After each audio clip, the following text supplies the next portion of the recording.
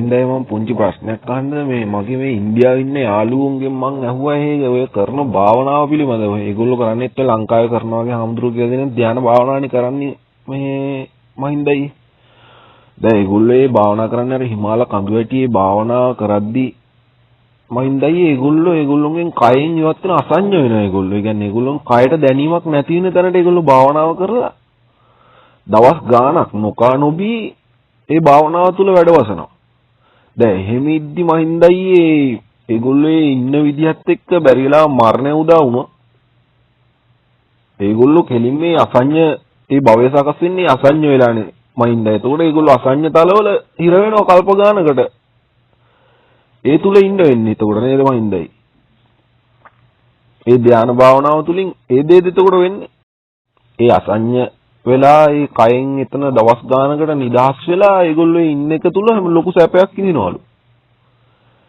ඒ සැපය තුලින් ඒගොල්ලෝ ඒ තුල ඉද්දි නොකා නොබී ඒක තුල ඉද්දි ඉතින් ඒගොල්ලෝ දැන් මරණය උදා වුණාට පස්සේ ඒ තුල තමයි හිර වෙන්නේ.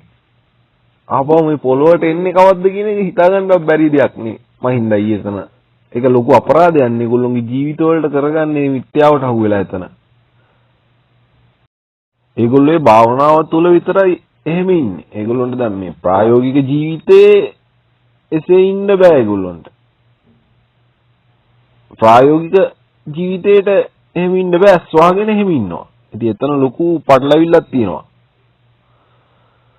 ඒ පටලවිල්ල ගානේ මේ ලංකාවේ මේ ධානා භාවනාව තුලින් වෙන්නේ දැන් මිනිස්සුන්ට එතන සැපයක් තියෙනවා කියලා එතනට හිර වුණොත් මිනිස්සු ඒ තුල විතරක් ඉන්නවා. මේ සත්‍ය සොයා ගන්න නැහැ. ප්‍රායෝගිකව කරන්න ඕන දේ වෙන වෙන දේවල් වලින් හිතා ගන්න බැරි තැන්වල හිර වෙනවා ඒකේ මිනිස්සු. එතන ලොකු මිත්‍යාවක් තියෙනවා.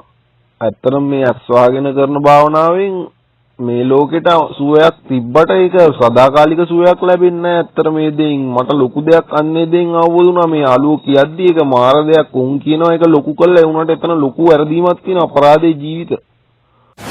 එහෙම බලද්දි මේ දැන් ධානය තුලින් එන්නේ ලොකු වටයක් රවුමක් ගන්න එකක් කරන්නේ.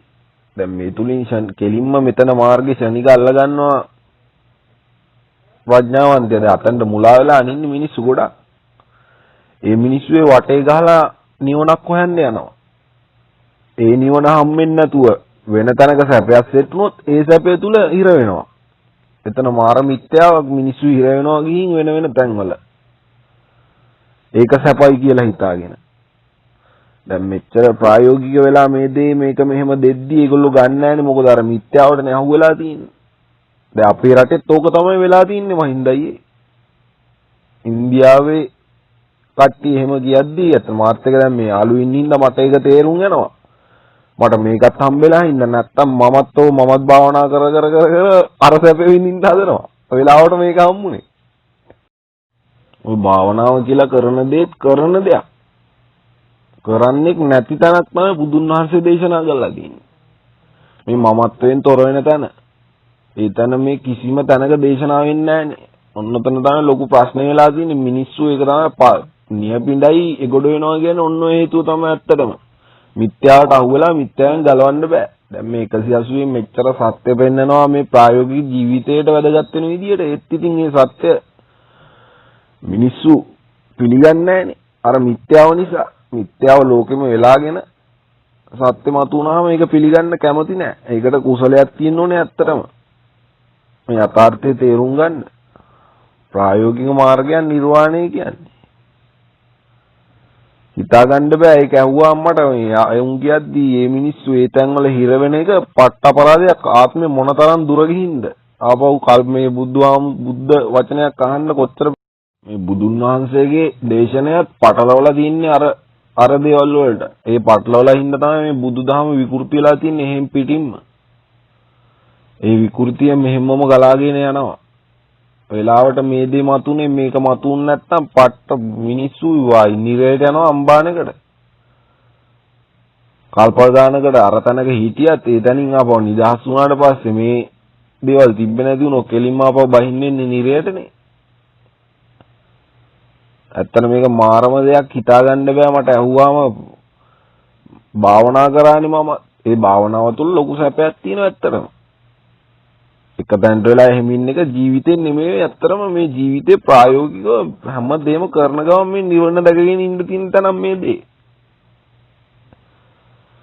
මාත් එක්ක ඉන්නවා ඉන්දියාවේ, පිලිපීනේ, බංග්ලාදේශේ, මියන්මාරේ ඔය රටවල ඔක්කොම යාළුවෝ. උන්ට මම මේක දීලා තියෙන්නේ. උන්ට හිතා ගන්න බෑ මුස්ලිම් කට්ටිය ඉන්නවා, පිලිපීන කියන්නේ ක්‍රිස්තියානි කට්ටිය ඉන්නවා, බංග්ලාදේශ කියන්නේ මුස්ලිම් අය, මියන්මාරේ අපේ බෞද්ධ අය. ඒගොල්ලන්ට දෙන්නම අමාරු. ඒගොල්ලෝ පිළිගන්නේම නැහැ. ඒගොල්ලන්ට පුරුදු ඇස් වහලා දෙන දේ. මේක දෙද්දී උන්ගේ ආගමේ කට්ටි ශාස්ත්‍රවරුන් දේශනා කරලා තියෙනවා මේ අල්ලා කියන දෙවියෝ, මේ ජේසුස් වහන්සේ උනා දේශනා කරලා තියෙනවා මේ හැමතැනම දෙවියෝ ඉන්නවා කියලා.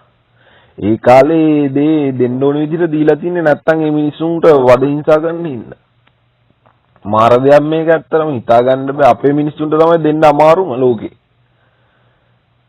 බෞද්ධ කියා ගන්නා පිරිසට තමයි දෙන්න අමාරුම. ඔවුන්ට පුරුදු ඇස් වහගෙන කරන දේ. ඇස් වැරියට පස්සේ ආපහු පිස්සු කෙල්ලනවා. ඇස් වහලා ඉද්දි තමයි හැමසුව. ඒතර මේ ධාන භාවනාව වඩලා නරක කියන දේනේ ඉතින් අයින් කරගන්නේ. ඔය නරක අයින් කරාට පස්සේ මාර ස්වභාවය හොඳ පැත්තට හැරෙනවා. හොඳ කියන දේ අල්ල ගන්න හදනවා ඊට පස්සේ. මෙතන මේ කය තියෙන තැන, කරවන්නේ ඉන්න තැන, විඳින්නේ ඉඳවන්නේ ඉන්න තැන තමයි ඔය දෙකම තියෙන්නේ. ඔය දෙකෙන් තොර වෙන්න ඕනේ. මමත්වයෙන් තොර වීම බුදුන්ගේ ධර්මයේ තියෙන්නේ, දර්ශනයේ තියෙන්නේ එහෙන් පිටින්ම මමත්වයෙන් තොර තැනක. මේක තියෙන්නේ හිතා ගන්න බෑ මේ දේ. ඇත්තටම හම්බුන විදිහින්ද වෙලාවට නැත්තම් එහෙම ආයි එරෙනවා, එරිල්ලක් ගොඩ එන්න බැරි වෙන තැනක 180 මාර්ගය නිසා නිදහස් වුණා. නැත්තම් හොඳ පැත්තට යනවා ඒකත් අල්ලගෙන. එතනත් අල්ල ගැනීමන්නේ තියෙන්නේ. නොදැනුවත්ව අල්ල ගැනීම. මේ මමත්වෙන් තොර තැනක් කිසිම තැනක දේශනා වෙන්නේ නැහැ. දේශනා වෙන එකම තැන 180 විතරයි. මිනිස්සුන්ට අපරාධේ විවිධ ගුණ වර්ණනා නම්මනම් විවිධ හැලි දිගාරනවා. මිනිස්සු ඒවට දෘෂ්ටි අදා ගන්නවා. ඒ දෘෂ්ටි වලින් මිනිස්සු ජීවත් වෙනවා. මේක හරි ගියාගෙන අර මම නැති තැන හම්බෙන්නේ නැහැ මිනිස්සුන්ට. ඒ තැනට ගන්න තමයි බුදුන් වහන්සේ ධර්මයේ දේශනා කළේ. ඇත්තම ලොකු අපරාධයක්. ධර්මයේ කියලා රැකගෙන ශාසනය කියලා රැකන් වෙනවා මිනිස්සුන් එහෙම් පිටිම අපායට යවන්නේ මේ යන විදියට. මේ සියල්ල අවබෝධ වෙද්දී ඒක තේරුම් ගන්නවා. එතකොට දැනෙන හැඟීම මේක මොකද්ද මේ කරලා තින්නේ මේ මුළු ලෝකෙටම කියලා හිතෙනවා. ඇත්තම අපරාධයක් වෙලා තින්නේ මේ. ඒක කාලයක් සමග මතුණා 180 එක කියා ගන්න තේරෙන්නේ නැහැ. ඒක පිළිගන්නේ නැහැ නේ මිනිස්සු කිව්වට. කොච්චර කිව්වත්. මිනිස්සු එතකොට ධානය කියලා වඩලා ඒ තුලත් සැපයක් සෙට්ටුනේ. සැපේ තුලත් ඉඳලා එහෙම එද්දි මිනිස්සු කොහෙන් හරි ගින් අසඤ්ඤ වෙලා ඒකත් සැපයි කියලා හිතාගෙන ඒ තුලත් ඉද්දි මේ පංචේන්ද්‍රයන් වලින් තොර වෙලා ඉවත් වෙලා සමහර හරියෙන් එහෙම ඉන්න එක ලොකු අපරාධයක් නේ රංගා. එතකොට දැන් මේ ඉන්දියාවේ යාළුවෝ කියන විදියට ඒ ගොඩක් කට්ටිය ඔය තැන ඉන්නේ. ඒගොල්ලොන්ගේ ආත්මේ අපරාධයක් කිය කරගන්න. ඇත්තටම මේක ඇහුවාම මට හිතා ගන්න බැරි වුණා. ඒගොල්ලෝ ඒක ලොකුවට කියනවා. ඒගොල්ලෝ හිතන්නේ හරි කියලා. ජෛන ධර්ම තුල ඒ දේවල් ඒ විදිහට දුන්නානේ. එතනත් සැපයක් තියෙනවා. ඒ වුණාට ඒ සැපය තුලින් වෙන්නේ අවසානය නොවේනේ. ඒ සැපේ කකා බිබි ඉන්නවා ඇති ඇත්තටම. නොකනොබිකෝ ඉන්න බලන්න දවස් ගාණක් ඉන්නවා කිසිම දැනීමක් හැඟීමක් නොමැතිව. කයින් ඉවත් වෙලා. මරලා වගේ ඉන්නේ භාවනා කරද්දිම වීඩියෝ එකෙන් බලලා දිනවත් එක්ක. ඔය අසඤ්ඤ වෙනවා කියන්නේ මේ නිින්ද ගියා සමානනේ රංගයියේ. භාවනාව මොකටද කරන්නේ නිින්ද යන්න? ඇත්තටම මේ බම්බය හරියට අල්ලගත්තොත් හරි. නැත්තම් ඇත්තටම මාර දෙයක්. මේ මිනිස්සු ජීවිත අවබෝධයවත් හරියට ලබා ගත්තා නම් මේ මාර්ගේ කිව්ව ගමන් අල්ල ගන්නවා මිනිස්සු. මිනිස්සු ඉන්නේ මේ ලෝකේ නෙමෙයිනේ. අන්න ඒකනේ වෙලා තින්නේ මෙතන. හරියට මිනිස්සු ජීවත් වුණා නම් මේ ධර්මය මුකුත් නැතුව තමන් මේ පොඩ්ඩක් තමා ගැනවත් අවබෝධයක් ගන්න උත්සාහ කරා නම් ඊට පස්සේ මේ සත්‍ය කිව්ව ගමන් අල්ල ගන්නවා හරි මිනිස්සු.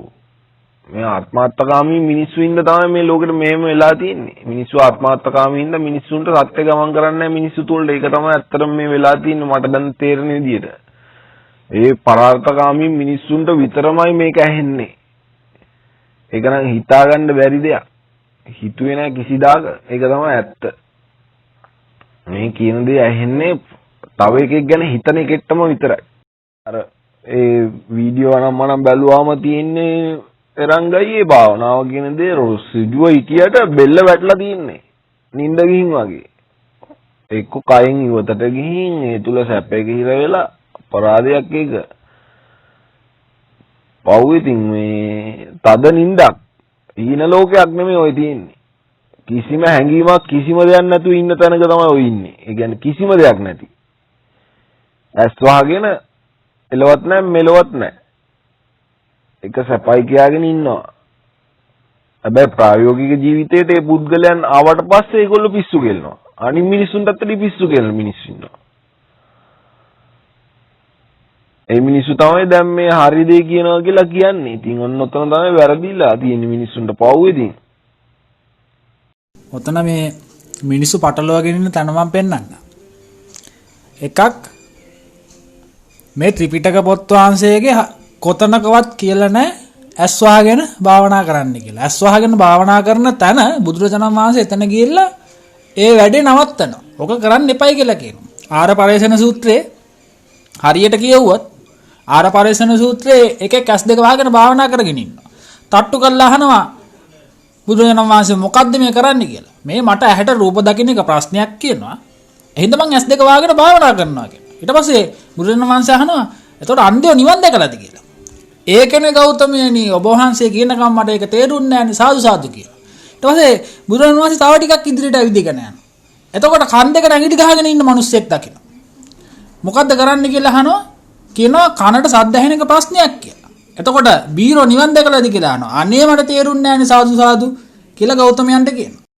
ඇත්තරම මේ අපේ මිනිස්සුන්ට කිව්වා නම් හිමිනමවල් ඕගොල්ලොන්ගේ මෙහෙම සූර්යාලෝකය මෙහෙම රාත්‍රියට පේන සිහිනය ඔන්න ඔය දේවල් දෙක විතරක් ගවේෂණය කරන්න කියලා ධර්මයක් දේශනා කළා නම් ඔය මිනිස්සු පොඩ්ඩක් හරි දැනුමක් ලබා ගන්නවා මෙහෙම දෙයක් තියෙනවනේ ඇත්තනේ කියලා. මිනිස්සුන්ට මේ සිහිය නැති හින්දා තමයි හීන පේන්නේ නැත්තේ. හීනේ මතක හිටින්නේ නැහැ මිනිස්සුන්ට පවුදේට. හීනයක් දැක්කන කියලාවත් දන්නේ නැහැ මිනිස්සු. හීන ලෝකේ අමතක කරනවා. හැබැයි සූර්යාලෝකේ සියල්ල මතක තියා ගන්නවා. මේ ලෝක දෙකක ඉන්න බව තේරුම් ගන්න නැහැ මිනිස්සු. ඕනෝකවත් අඩුම තරමේ මේ සම්මුතිය දේශනා කරලා තිබ්බනම් ඔන්න ඔය පටලැවිල්ල ඇත්තටම ලියන්න ලේසි වෙනවා. හරි ලොකු පටලැවිල්ලක් මේ වෙලා තින්නේ මුළු ලෝකෙටම. ඉතින් එක ප්‍රශ්නයක් ධර්මයේ පිළිබඳව දේශනා පවත්වන කට්ටිය ඔය පරියාප්ති ධර්මයවත් හරියට ලෙහාගෙන නැහැ. ඒක නැතුව ඇස් දෙක වහගෙන අසඤ්ඤ වෙනවා. ධර්මයේ විකෘති කරගෙන ඉන්නේ. පරියාප්තිය තමාට ඕන විදියට පෙරලගෙන ඉන්නේ. සංශෝධන වෙලා තියෙන පරියාප්තිය සංශෝධනය වෙලා. ඇස් දෙක වහගත්තට පස්සේ තියෙන්නේ අන්ධකාරය. මේ අන්ධකාරය ඇතුලේ එක එක එලි නිර්මාණය වෙනවා. දැන් බුද්ධානුස්සති භාවනාව කියාගෙන කට්ටියක් ඉතිපිසෝ ගාතාව කියවගෙන යනවා. නමුත් ඉතිපිසෝ ගාතාවේ නියම අර්ථය තේරෙන්නේ නැහැ. දන්නේ නැහැ. වචනාර්ථ ටිකක් බුද්ධ කියන රූපයක් අවසානයේ දැర్శණය වෙනවා. ඒක ඉතින් බුදුන් දැකලා නිවන් දැක්කයි කියලා හීනයකට රැවටිලා තමාගේම විඥානයේ මායාවකට රැවටිලා ඉන්න බොහෝ පිරිසක් අද සමාජයේ ඉන්නවා. හිතට අඳුරේ ඉන්න බෑ. හිත නිතරම ආලෝකය නිර්මාණය කරනවා. ඇස්පිල්ලම වහගෙන බලන්න. ඇස්පිල්ලම වැවුනට පස්සේ අඳුර තියෙනවා. මේ අඳුර දිහා බලාගෙන ඉන්න පුළුවන්ද කියලා බලන්න කොච්චර වෙලාවක්. හිතට එහෙම ඉන්න බෑ. එයා ආලෝකය නිර්මාණය කරනවා මේ ඝන අන්ධකාරය තුල. මේක ඇතුලේ එක එක එළි නිර්මාණය වෙනවා. ඉතින් මේවා ධානතල කියලා හිතාගෙන 31 ලෝක ධාතුව දකින්නවා කියලා හිතාගෙන හීන ලෝකයක් ඇතුළට යනවා. ඇස් දෙක වහගත්තට අහි පිල්ලම වහගත්තට ඇස් දෙක වැහෙන්නේ නැහැ. ආලෝක නිර්මාණය වෙනවා ඒක පේනවා. ඒක පේන්නේ ඇහැට වෙනවා. කන් දෙක ඇඟිලි ගහගෙන වහන්න බෑ. ඇඟිලි දෙක ගැහුවත් කන් දෙකේ හෝසද්ද ඇහෙනවා. මේ පංචේන්ද්‍රියම වහගෙන යන්න හදන්නේ අවසානයේ සංයතලයකට වෙනවා. පංචේන්ද්‍රිය විවුර්ත කරගත්ත ගමන් තියෙන සෝභා ධර්මයේ වෙනවා. සෝභා ධර්මය තමයි දෙකම එකක් වෙනවා. සෝතාපන්න වෙද්දී. නිවන කියන්නේ එකක්, පරිනිර්වාණය කියන්නේ තව එකක්. නිවන් සුව කියලා එකක් තියෙනවා. නිවන් සැප කියලා එකක් තියෙනවා. ලෞතුරු සුව කියලා එකක් තියෙනවා. ලෞතුරු සැප කියලා එකක් තියෙනවා. මේ සැපය කියන කොටස තියෙන්නේ පංචේන්ද්‍රිය විවුර්ත භාවය තුල වෙනවා. ඒක අරිහත් ඵලයටපත් වෙන අවස්ථාවේදී සබහා ධර්මය හා තමාගේ වෙන්වීමක් නොමැති වෙනවා. දෙක එකක් වෙනවා. සෝතාපන්න ඵලසිතේදී ඒක තප්පරයකට දෙකකට දකින්න ස්ථානයක් වෙනවා. නමුත් අරිහත් ඵලයේදී මේක සදාතනික වෙනවා. සබහා ධර්මය හා තමා දෙකම එකක් වෙනවා. එන්නේ සබහා ධර්මය හා තමා දෙකම එකක් වුණ රහතන් වහන්සේ මරණ මංචකයේදී පරිනිර්වාණගත වෙනවා. අන්න එතනදී වෙනම ධර්මයක් පහළ වෙනවා. ඒ ධර්මය ගොඩාක් දුර තියෙන එකක් වෙනවා. මම පුංචි දෙයක් කියන්නද බෞද්ධයෝ කියා ගන්නා පිරිසට වචනෙට අඩුම ධර්මයේ ජෛන දහම තුල තියෙන ඒ තියෙන පන්සිල් පද පහ කියලා තියෙන්නේ ඔතනම දෙයක් තමයි ඔතන පැටලෙවිලා තියෙන්නේ. බුදුන් වහන්සේ මේ පංචේන්ද්‍රයන් වලින් තොර වෙන තැන තමයි පන්සිල් කියලා තියෙන්නේ පංචේන්ද්‍රයන් වලින්. ඒක තමයි ඇත්තම අවබෝධ වෙද්දී තේරුම් ගන්නේ. අඩුම තරමේ ඒකවත් ආරක්ෂා කරන්න. ඒකවත් නැතුව මනුස්සත්වයවත් රැකෙන්නේ නැතුව ශාසනය රැක්කා කියලා මොකද්ද මේ රැකන් ඇවිත් තියෙන ශාසනය ඇත්තටම. මෙතනට ඇවිත් ඇත්තටම බොරුවට බයිලා බේගල් ගහනවා. ශාසනය රැකන් ආවා කියලා මනුස්සත්වයවත් අඩුම තරමේ මේ පුංචි රට තුල රැකිලා නැහැ. මොකද්ද අපරාධය? කෝ ආදර්ශයක් දෙන්න ඉන්න පුද්ගලයෝ මේ බෞද්ධ කියාගෙන මෙතනට එන කට්ටියට කියන්නේ. බෞද්ධයන්ට ආගම් ಜಾති නැහැ. බෞද්ධය කියන එක තමයි මේ ලෝකෙම සුවපත් කරන්න ඉන්නේ. කෝ එහෙම කට්ටිය ඉන්නවද මෙතන? ඇත්තටම මේ 100 මේ ධර්මතාවයට තමයි හැමදේම මතුවලා තියෙන්නේ. මේ 180 කියලා මතුවලා තින්නේ ඇත්තටම ධර්මතාවයට. ඒක තේරුම් ගන්න මේක ප්‍රත්‍යක්ෂ කරගත්තොත් තමයි මේ හැමදේම. මේ ඇත්තටම මේ ශාසනය කියලා රැකන් ආව නම් අඩුම තරමේ මනුස්සත්වයවත් රැකලා තියෙන්න ඕනේ. මෙච්චර බෞද්ධයෝ ඉන්න රටේ වෙලා තියෙන විනාශයවත් අවබෝධයක් නැහැ. බහුතරයකට ඉතින් වැඩක් නැහැ කියලා ඒ ගැන බොරුව රජ කරවලා එහෙන් පිටින්ම මිනිස්සු නිරයට යවලා මේ වැඩක් තියනවාද ශාසනය රැකන් ආවා කියලා. කෝ ශාසනය රැකන් ඉන්න ශාසනයක් නැහැ. බුදුන් වහන්සේ විකුණන් කාලා තින්නේ එහෙන් පිටින්ම. අද බුදුන් වහන්සේ ඉපදුලා හිටියනම් එහෙම ඉන්න හම්බෙන්නේ නැහැ. මේ යන විදියට මුලින්ම අල්ලගන්නේ බෞද්ධයෝ කියා ගන්න පිරිස. කෑ ගන්න ඔක්කොම අයට කියන්නේ මේ 180 කියන්නේ මොකද්ද කියලා පොඩ්ඩක් ඔයලා බලලා කතා කරන්න. ඔයගොල්ලෝ කවුරුත් දන්නේ මේ කරගන්න ලොකු පවක් කියන එක. මේක ඉලක්කම් තුනක්. හැබැයි මාර්ගය නිර්වාණ මාර්ගය සම්දිස්ටි කරගත්තු පුද්ගලයෝ විතරයි දන්නේ.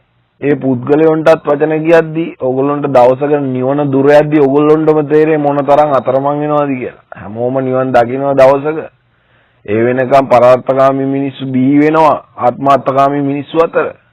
සුළු කොටසෙම මිනිස්සු බිහි වෙන්නේ. ලෝකේ ගැන හිතන මිනිස්සු පුළුවන් තාක් කට්ටිය ගොඩ දාලා ඒ මිනිස්සු ඉවත් වෙනවා.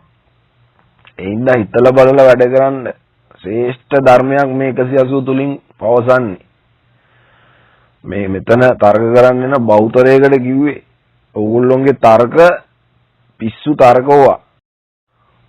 පුළුවන් නම් මේ කට්ටිය පෝස්ට් දාලා එළියේ මිනිස්සුන්ව ගොඩ දාන්න උත්සාහ කරන්න. මේකේ මේක මෙතනට තර්ක කරන්න එන්නේ 180ත් එක්ක. ඒගොල්ලෝ පෝස්ට් දාලා හරි බැනලා හරි පෝස්ට් දාලා එළියේ මේවා කරන්න. මොකද මිනිස්සුන්ට සත්‍ය දෙන්න ඕනේ. මේවා දැනෙද්දි තේරෙන්න ගත්තා. ලොකු කනගාටුවක් දැනෙන්නේ මේ ලෝකෙට වෙලා තියෙන දේ පිළිබඳව. ලෝක විනාශය ලෝකෙට වෙලා තින්නේ මේ ලෝක විනාශ වෙලා තින්නේ ඒකම තමයි මේ සත්‍ය නොමැති නිසා. සත්‍ය මතු වුණාට පස්සේ ඔක්කොම හොදලා දෙනවා සත්‍යෙට මුළු ලෝකෙම සබදාම් බාර දෙනවා ඒ සත්‍ය අරන් එන පුද්ගලයන්ට. ඒක සත්‍ය මේ සියල්ල ධර්මතාවයට වෙන්නේ. ශ්‍රේෂ්ඨයි විශ්වය. ඒක ඉතින් අහන්න දෙයක් නැහැ. 180ත් ශ්‍රේෂ්ඨ බව ඔය තර්ක කරන්න එන ඔක්කොටම ඔළුවේ හිතේ තියාගන්න කවදාරි භවයක මේ වචන අකුරු පෙනේ තවත්. ඕගොල්ලෝ මෙතන දෘෂ්ටි හදාගත්තට මේ මාර්ගය මොකක්ද කියන එක අවබෝධ කර මේ ලෝකේ ඇත්තටම වෙනස් කරන්න පුළුවන් නම් බෙල්ල කැපුවොත් මේ ලෝකේ වෙනස් වෙනවා කියන නම් මේ මොහොතේ උනා බෙල්ල කපා ගන්න උනා පුළුවන් ශක්තියක් මේ මාර්ගය තුලින් දීලා තියෙනවා. මේ ආත්මයෙන් පූජා කරන්න පුළුවන් මේ මොහොතේ කපාගෙන වීඩියෝ එකක් දාලා උනත් උඹලා ඔක්කොම හැදෙනවනේ. පිස්සු ගෙලින්න එපා බා. හැදියා. වේදනාවක් තියෙන්නේ. මොකුත් නෙමෙයි මගේ ආත්ම පිළිබඳව නෙමෙයි මේ ලෝකෙට වෙලා තියෙන විනාශය පිළිබඳව බා. මේ ලෝකේ ගොඩ යන්න ඉන්න පුද්ගලයෝ ටිකක් ඉන්නවා. අරන් ඵලයන් පුළුවන් නම් මේ දේ මේ සත්‍ය ලෝකෙට මේ සත්‍ය රැගෙන යන්න ඕනේ. මේ ලෝකේ විනාශ වෙන්නේ එක උඹලා අපි ඔක්කොම විනාශ වෙනවා බං ඉස්සරහට මේ වෙන දේවල් එක්ක මේ මතුවලා තියෙන සත්‍ය රජ කරන්න ඕනේ කොහොම හරි ඉස්සරහට බා. ඒ වෙනුවෙන් තමයි මේ ලෝකේ දැන් මේ හේදිලා යන්නේ ඔක්කොම. තේරුම් ගන්න නැහැ උඹලාට ඒක වෙනකන් ඉස්සරහට වෙනවා ඒක. ඒක වළක්වන්න ඕන නම් මාර්ගය ප්‍රත්‍යක්ෂ කරගනින් පුළුවන් තරම් මේ ගියා ගන්න තේරෙන්නේ නැහැ බං මේ දේ. මට ගියා ගන්න වචන නැහැ. මොකද මම මෙතනට ඇවිත් දැන් මාස 4ක් ඇති. ගොඩක් ලෝකේ ගැන හිතපු එකක් ඇත්තනවා. මහින්ද අයියා හොයාගත්තු මාර්ගය චමිත්‍යාපා කියන සහෝදරයා මාව මෙතන දෙන්න ඕන පාර පෙන්නලා ඒ රංග සහෝදරයා මට මාර්ගය පෙන්නුවා පිළිවෙලට. ඒ මාර්ගය සම්දිස්ටි කරගෙන මේ යන්නේ. මේ වෙනුවෙන් බෙල්ල කපාගත්තොත් මේ ලෝකෙටම මේ සත්‍ය දෙන්න පුළුවන් කියලා මේ මොහොත උනත් ඒ දේ කරන්න පුළුවන් ශක්තියක් තියෙනවා බා. උඹලා ලෝකෙ දිහා බලාගෙන ඒ දේ කරන්න පුළුවන් ශක්තියක් තියෙනවා ඇත්තටම. කියා ගන්න තේරෙන්නේ නැහැ මේ ලෝකෙට වෙලා තියෙන දේ කැක්කුම තේරෙන්නේ නැහැ කියන්න බා. අතීතයේ හිටිය මුතුන් මිත්තොන්ගේ තියෙන වේදනාව මොකක්ද කියලා දැන් තේරුම් ගන්න පුළුවන් හොඳටම. ඔය මෙතන දෙන කවුරු මොන තර්කේ ගෙනාවත් අන්තිමට යන්න වෙන්නේ මේ සිහිය කියන තැනට. සිහිය තියන්නේ මමත්වෙන් තොර තැනක. අන්නේ සිහියයි මං කියන්නේ මේ මතකයත් එක්ක දුවන සිහියක් නෙමේ. මතකයේ තියෙන තැන අපිට හැමෝම සිහිය කියලා දුන්නේ මතකේ. උඹලට කියලා දෙන්නේ මතකයේ ගැන. ඔය කියෝ ගන්න. කවුරු කේන්තියකින් මේවා එනවා කියලා හිතන්නේවා මේ කියන්නේ උඹලට පට්ට මෛත්‍රියෙන් බා. පපුව කෑ ගහන උඹලට වෙලා තියෙන විනාශයෙන් ඉඳා. මේ සත්‍ය මතු නොවුණා නම් අද මිනිස්සු නිරේන බා. මේක ලොකු අපරාධයක්. මේ ඉපදින හින්දා මෙච්චර දුක් දකින්න තියන්නේ අකෝ උඹලා අපි ඔක්කොම. මේ ඉපදීම නැති කරන මාර්ගයටත් කරලා තියෙන විනාශයෙන් හින්දා බලපන් මේ දකින්න දුක්කින්ද තවත් මිනිස්සු දුක් විඳිනවා. ඒකට තමයි මේ ඉන්නේ උත්තරමේ ඉපදිලා බා. තේරුම් ගන්න බෑ උඹලට. මොකක් හරි පෙර පාවක් ඇති තේරුම් ගනින් ඒක. අරන් ඵලයන් බැන හෝ ලෝකෙට මේක දෙන්න ඕනේ ලෝකෙ යන්නේ මේ 180 මාර්ගයේ මේ කාලේ මතුවලා තියෙන්නේ නිවන් දකින්න ඕන මිනිස්සු ඉපදෙන නිසා. ටික දෙනෙක්කෝ උන් ටිකට මේ මාර්ගේ යනවා කොහොම හරි මේක යනවා කොහොම හරි ධර්මතාවයක් විසින් මේක අරන් යනවා. උඹලා අරන් ඵලයන් බැන මෙතනට එන්නේ උන් කාලේ කන්න බෑ දැන්. වැඩ ගොඩක් තියෙනවා. කෑ ගහලා කියන්න පුළුවන් නම් කියනවා බං අනිවාර්යෙන්. උඹලට වෙලා තියෙන විනාශය අපරාධයක් නිකම් බං මේ දුක් ඔක්කොම දකින්න තියෙන ඉපදින හින්දා නෙමෙයි ඉපදින්න නැති මාර්ගේ දීලා තියෙද්දි අයි බං ඔච්චර වඩන්න බැරි අපරාධයක් බං. මාර්ගය අරන් ඵලයන් පුළුවන් හැමෝම ප්‍රත්‍යක්ෂ කරගෙන මේ මාර්ගය එක්ක තර්ක කරන්නේ නැහැ හැමෝටම කියන්නේ. ලෝකේ අධ්‍යයනය කරපන් හිර වෙන්නේ නැතුව කොටු ඇතුලේ ලෝකෙම හොයපන්. ලෝකෙම ගැන හෙව්වොත් සත්‍ය අවබෝධ කරගන්න පුළුවන්. හැබැයි හොයපන් උඹ ගැන උඹ හින්දා නෙමෙයි ලෝකෙගේ හින්දා හොයපන් හැමදේම. ලෝකෙ ගැන මම පුංචි දෙයක් කියන්න අන්තිමට මේ 180ට එන පුද්ගලයෝ ටික ඉන්නව නේද බා. ඔන්න පුද්ගලයෝ ටික දවසක මේ ලෝකෙම වෙනස් කරනවා බා. බලන් ඉඳපන්. ඔය බොරු කොටු ඇතුලේ හිර වෙලා ඉන්න දෘෂ්ටි හදාගෙන ඉන්න මිත්‍යා දෘෂ්ටිකයෝ බලාගෙන ඉඳපන් වෙන දේ ඉස්සරහට ලෝකෙට. බල මේ ලෝකේ විනාශ කරා බලපන් මේ 180 මේ ලෝකේ හදන විදිය. උඹලා රකන් ආවා කියන ශාසනය බුදුන්ටන් නිගා කරලා බුදුන්වත් විකුණගෙන සියලුම ශාස්ත්‍රවරුන් විකුණගෙන කාලා මුළු ලෝකෙම විනාශ කළා. හැබැයි හදපන් බලපන් මේ ලෝකෙම සූපත් කරනවා මේ 180. එදාට උඹලාට දුක හිතේ නිවන ගොඩක් දුර තියාගෙන ඉඳී උඹලා. උඹලාවත් ගොඩ ගායි තවත් ආත්මවල ඉපදී උත්තමයෝ. ඒ උඹලා වෙනුවෙන් බා. දෙයකට මඩ ගන්න කලින් හිතපන්. මඩ ගැව්වට කමන්නේ අරන් ඵලයන්